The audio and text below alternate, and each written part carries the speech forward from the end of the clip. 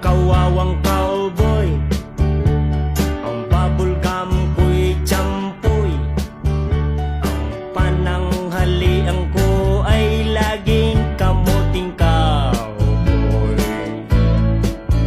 Ang ate ko at ang kuya, ang nanay, tatay at lola, ang buong pamilya, silang lahat ay hindi cowboy. Ako'y nag-iisang palaboy. Ang aking kabayong dala may putonis pa. Ang kawawa